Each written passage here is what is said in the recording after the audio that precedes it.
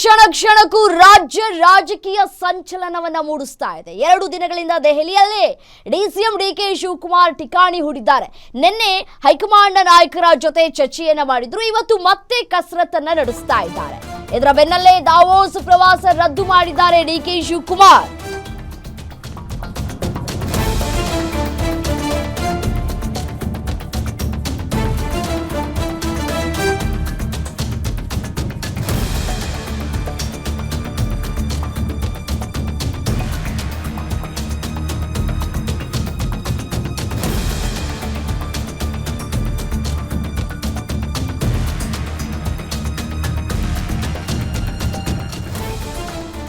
ತೀವ್ರ ಕುತೂಹಲವನ್ನ ಕೆಳಿಸಿದೆ DCM DK Shivakumar ಅವರ ನಡೆ.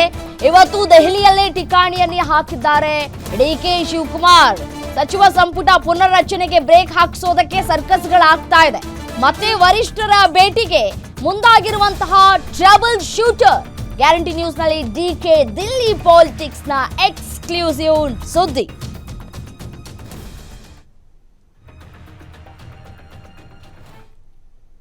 ಇನ್ನು ಇದೇ ವಿಚಾರಕ್ಕೆ ಸಂಬಂಧಪಟ್ಟಂತೆ ಮತ್ತಷ್ಟು ಡೀಟೇಲ್ಸ್ ಕೊಡ್ತಾ ಹೋಗ್ತಾರೆ Maruti Pavagada, political bureau head ದೂರವಾಣಿ ಸಂಪರ್ಕದಲ್ಲಿದ್ದಾರೆ. ಮಾರುತಿ, ನಿನ್ನೆಯಷ್ಟೇ ಮಲ್ಲಿಕಾರ್ಜುನ ಖರ್ಗೆ ಮತ್ತು ರಾಹುಲ್ ಗಾಂಧಿ ಅವರ ಇಬ್ಬರು ನಾಯಕರನ್ನ ಒಪ್ಪಿಸಿ ಸದ್ಯದ ಗೊಂದಲ ತಣ್ಣಗಾಗಿಸೋದಕ್ಕೆ ಸಾಕಷ್ಟು ಪ್ರಯತ್ನವನ್ನ ಪಟ್ಟಿದ್ರು. ಆದ್ರೆ ಅದು ವಿಫಲ ಆಯ್ತಂತ ಕಾಣಿಸ್ತಾ ಇದೆ. ನಿಜಕ್ಕೂ ಡಿಕೆ ಶಿವಕುಮಾರ್ ಅವರ ನಡೆ ಕುತೂಹಲಕ್ಕೆ ಕಾರಣ ಆಗ್ತಾ ಇದೆ. ರಮ್ಯಾ, ಡಿಕೆ ಶಿವಕುಮಾರ್ ಅವರು ಕಳೆದ ನಿನ್ನೆ ಮತ್ತೆ ಇವತ್ತು 2 ದಿನಗಳಿಂದಲೂ ಕೂಡ ದೆಹಲಿಯ ಹೈಕಮಾಂಡ್ ಅಂಗಳದಲ್ಲಿದ್ದಾರೆ. ಕಳೆದ 2-3 ತಿಂಗಳಿಂದಲೂ ರಾಹುಲ್ ಗಾಂಧಿ ಅವರನ್ನ ನೇರವಾಗಿ ಭೇಟಿ ಮಾಡಬೇಕು, ರಾಜ್ಯದ ನಾಯಕತ್ವ ವಿಚಾರಕ್ಕೆ ಸಂಬಂಧಪಟ್ಟಂತೆ ಚರ್ಚೆ ಮಾಡಬೇಕು ಅನ್ನುವಂತ ಒಂದು ಲೆಕ್ಕಾಚಾರಗಳನ್ನ ಹಾಕೊಂಡು ಹಲವು ಬಾರಿ ರಾಹುಲ್ ಗಾಂಧಿ ಅವರ ಭೇಟಿಗೆ ಅವಕಾಶವನ್ನ ಕೇಳಿದ್ರು. ಆದ್ರೆ ರಾಹುಲ್ ಗಾಂಧಿ ಅವರು ವಿದೇಶ ಪ್ರವಾಸದಲ್ಲಿದ್ದರಿಂದ ಪದೇ ವಿದೇಶ ಪ್ರವಾಸಕ್ಕೆ ಹೋಗ್ತಿದ್ರಿಂದ ಡಿಕೆ ಶಿವಕುಮಾರ್ ಅವರಿಗೆ ಈ ಹಿಂದೆ ಅವಕಾಶ ಸಿಕ್ಕಿರ್ಲಿಲ್ಲ. ನಿನ್ನೆ ಅಸ್ಸಾಂ ಚುನಾವಣಾ ಉಸ್ತುವಾರಿಗಳ ಸಭೆಯಲ್ಲಿ ಡಿಕೆ ಶಿವಕುಮಾರ್ ಅವರು ಭಾಗವಹಿಸಿದ್ರು. ಆ ಸಭೆಯಲ್ಲಿ ಮಲ್ಲಿಕಾರ್ಜುನ ಖರ್ಗೆ, ವೇಣುಗೋಪಾಲ್ ಹಾಗೂ ರಾಹುಲ್ ಗಾಂಧಿ ಅವರು ಕೂಡ ಇದ್ದಿದ್ರಿಂದ ಅಸ್ಸಾಂ ಚುನಾವಣಾ ಸಭೆ ಆದ ಬಳಿಕ ರಾಜ್ಯ ರಾಜಕಾರಣದ ಬಗ್ಗೆ ಮಲ್ಲಿಕಾರ್ಜುನ ಖರ್ಗೆ ಮತ್ತೆ ರಾಹುಲ್ ಗಾಂಧಿ ಅವರ ಇಬ್ಬರ ಮುಂದೆನೂ ಕೂಡ ಡಿಕೆ ಶಿವಕುಮಾರ್ ಅವರು ಚರ್ಚೆ ಮಾಡಿದ್ದಾರೆ ಅನ್ನುವಂತ ಒಂದು ಮಾಹಿತಿ ಸಿಕ್ಕಿರುವಂತದ್ದು. ಯಾಕಂತ ಹೇಳಿದ್ರೆ ನವೆಂಬರ್ ತಿಂಗಳಲ್ಲಿ ಅಧಿಕಾರ ಹಸ್ತಾಂತರ ಆಗ್ಬೇಕು ಅನ್ನುವಂತಹ ಒಂದು ಬಲವಾದಂತಹ ವಿಚಾರಗಳನ್ನ ಡಿಕೆ ಶಿವಕುಮಾರ್ ಅವರು ಪದೇ ಹೇಳ್ತಾ ಇದ್ರು.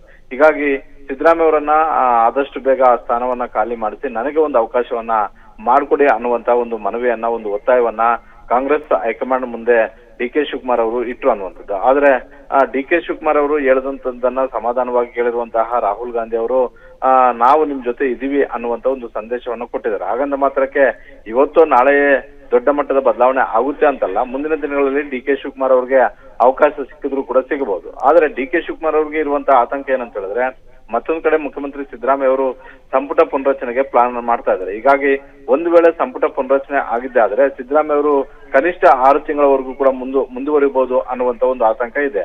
ಹೀಗಾಗಿ ಯಾವುದೇ ಕಾರಣಕ್ಕೂ ನಾಯಕತ್ವ ಬದಲಾವಣೆ ಆಗೋವರೆಗೂ ಕೂಡ ಸಂಪುಟ ಪುನರಚನೆಗೆ ಅವಕಾಶವನ್ನ ಮಾಡ್ಕೊಡ್ಬೇಡಿ ಅನ್ನುವಂತ ಒಂದು ಮನವಿಯನ್ನು ಕೂಡ ಕಾಂಗ್ರೆಸ್ ಹೈಕಮಾಂಡ್ ಮುಂದೆ ಇಡೋದಕ್ಕೆ ಇವತ್ತು ಕೂಡ ರಾಹುಲ್ ಗಾಂಧಿ ಅವರು ಹೈಕಮಾಂಡ್ ಅಂಗಳದಲ್ಲಿದ್ದಾರೆ.